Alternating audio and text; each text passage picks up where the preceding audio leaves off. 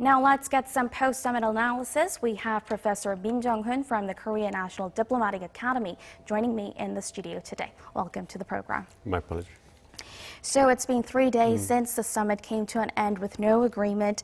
While we're still waiting for the dust to settle, Seoul and Washington have decided to replace the key resolve and full eager joint exercises with a new scaled-down one to keep alive the dialogue with Pyongyang. What's your take on this latest announcement? Well, first, it's unfortunate to hear that we didn't have any kind of the agreement in Hanoi a few days ago, but still the negotiations between North Korea and U.S.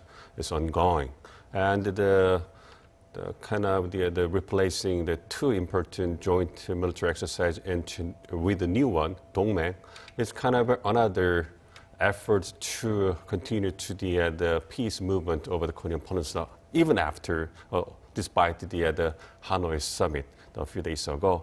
So, and it's kind of another effort considering what happened last year, and South Korea and the U.S. They decided to suspend the military joint exercise, two exercise, and the scale down these important two joint military exercises. And in terms of the deepening the negotiations between the United States and North Korea, we got the corresponding measure in terms of military aspect. There could be some kind of the reasonable concern that the South Korea got the low level the military defense level of the self-defense or something like that. But think about this thing, and South Korea and the U.S. got the higher levels of the joint military exercises following the North Korea's nuclear and missile tests over the decade. And we are just coming back to the normal. So the current level of the military exercise is just the normal level, ordinary level of the joint military exercise. So it means that we don't need to worry about scaling down or the low key or the low level the drills that could give some kind of bad impact of the self-defense of South Korea. So this kind of decision was widely expected in the first place. Now, there's been a lot of speculation as to why the talks fell through. The U.S. says that North Korea demanded the lifting of all sanctions, while Pyongyang says that it had asked for partial relief in exchange for the shutdown of the Yeongbyeon nuclear complex.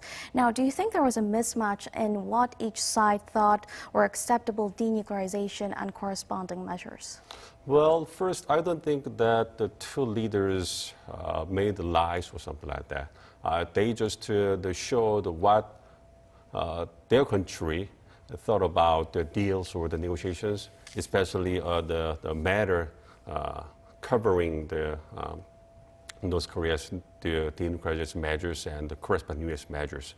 And before the summit, many people thought that there would be some difficulties in terms of the narrowing down the gap between the two countries over the matter of economic sanction relief or something like that, because the North Korea really wanted to have some kind of relieve the economic sanctions in return for their the decisions to dismantle Yeongbyeon nuclear facilities. But many people thought that U.S. was not ready to relieve the sanction, even with the dismantling of the Yeongbyeon nuclear facilities, because although Yeongbyeon takes the huge amounts of the North Korea's nuclear capabilities, but still it's not all of them. So to relieve the economic sanctions, it's kind of the starting point of losing all the economic sanctions in terms of the viewpoint of the U.S. has. So probably, I think that North Korea made the appropriate argument about just relieving the partial economic sanctions, but to the United States, that could be the starting point of the melting down all the economic sanctions. So they got a little bit different point of view about economic sanctions, but so that I don't think that they made a lie or something like that. But still, we just witnessed how far they got their point of view could be different in terms of economic sanctions.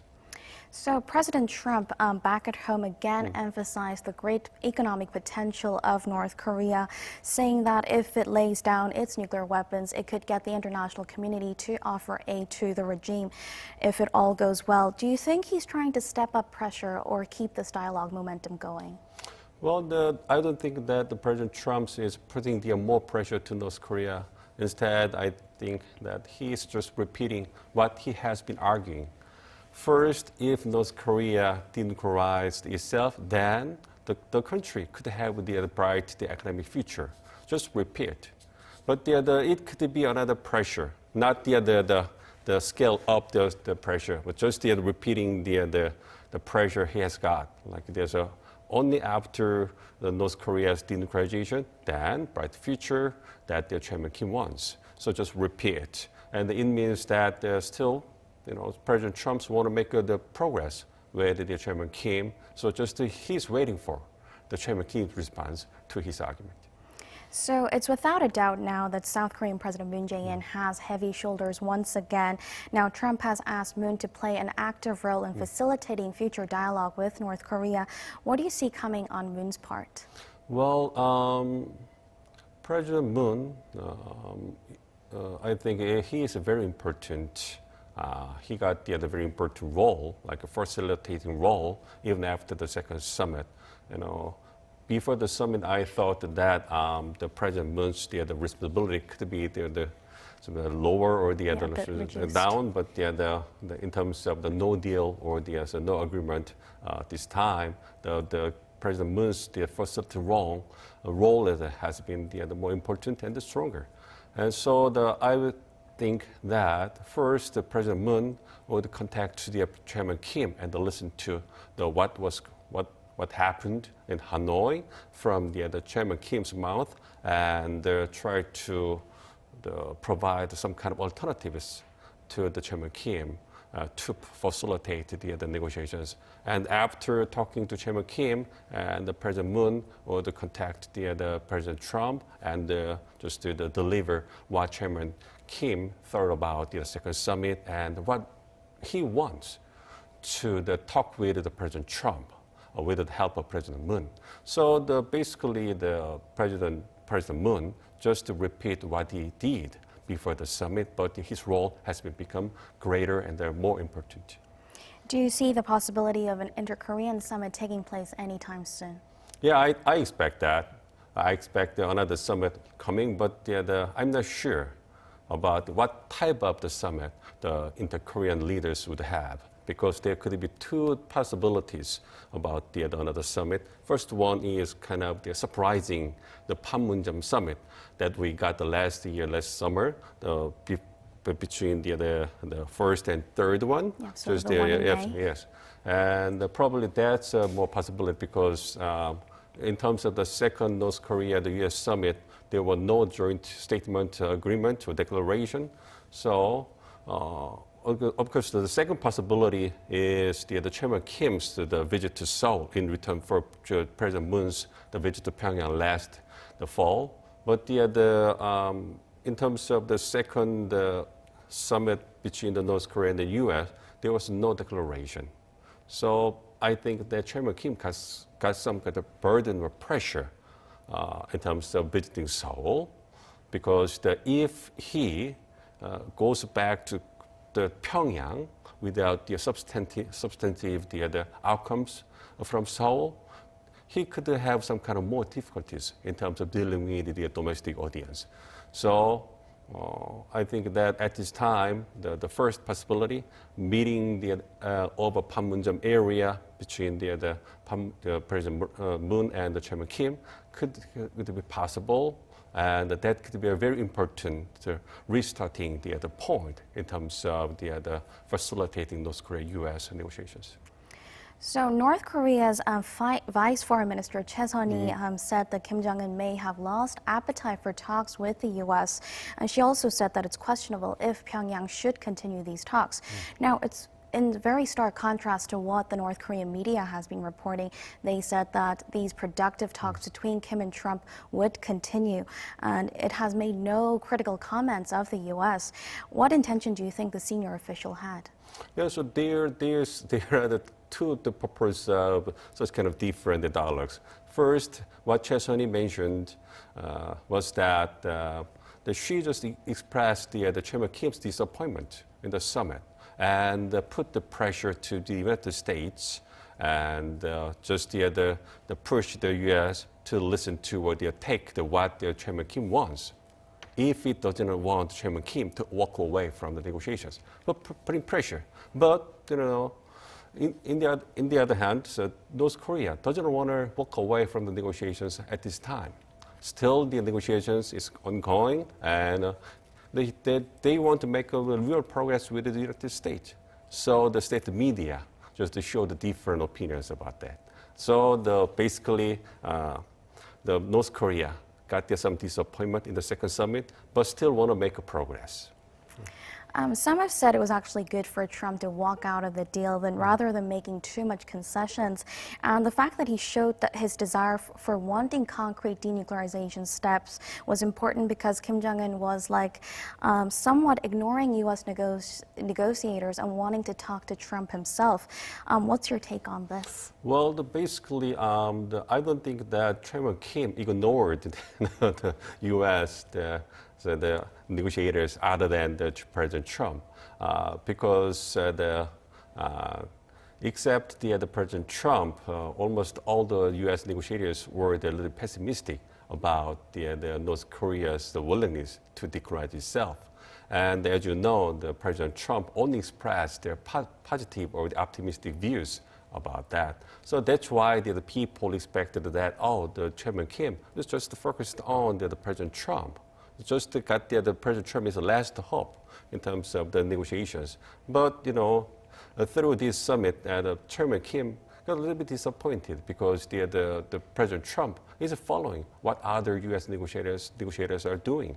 So I think that Chairman Kim needed to change his tactical strategy in terms of the negotiating with the United States. That's the reality we have. So both sides now appear at least to want to keep the door open for dialogue. And now that they know for sure what both sides wants and they know their negotiating style now, do you think negotiators at the working level will be able to close the gap better this time? Yeah, I think so, because through this summit, one of the good things they got is that they know what cards the U.S. and the North Korea want. So, the U.S. fully recognize what North Korea wants and the vice versa. So they got all the cards. The only thing left is to match the cards in terms of the values. But we got a little bit disappointing the results in terms of this second summit. So they need a third party or facilitator, South Korea. So the South Korean officials would quickly move to listen to what North Korea and what U.S. want, and to try to make a diplomatic space or ground that could bring those two different groups together. After that, I believe that I hope that the working level teams of the two countries just comes some place like Panmunjom or another third place and restart their negotiations. So at this point, after the Hanoi summit breakdown, eyes again are on North's closest ally, China. Now, it seems that Kim Jong-un will not be making a stopover in Beijing, but how do you think things will play out on this front? Wouldn't it be a burden for each side to make a move so fast, though? Absolutely, absolutely. China also wanted to have some kind of success or real progress in this second summit because, as you know, still North Korea and the U.S. got the initial the stage in terms of negotiations. And as you know, China has been a little bit sidelined from the initial stage. So China still want to make some kind of maintain the influence over the Korean Peninsula. So they want to move fast or move forward and try to find waiting for the moment they will join the process. And most people expect that China could join the process after after two countries got the declaration to end the Korean War and just moving forward the achieving peace agreements or the normalizing relations between the two countries. But in terms of the no declaration this time, China lost that kind of momentum.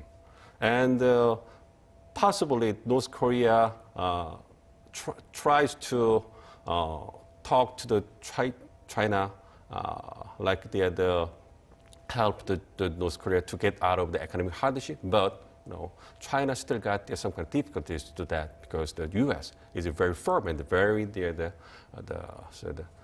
very strong and bring pressure to China in terms of that. And the China is having some hard times with the United States in terms of the trade disputes. So China doesn't have there's a good environment to help the North Korea in that matter. So I don't think that China should take the active role in terms of helping North Korea. So I think that North Korea, which they fully recognize that kind of aspect, so, and the North Korea would move to the South Korea instead of the China. So we'll have to keep close tabs on the developments from here on. That's all the time we have for. Thank you for your insights. Thank you.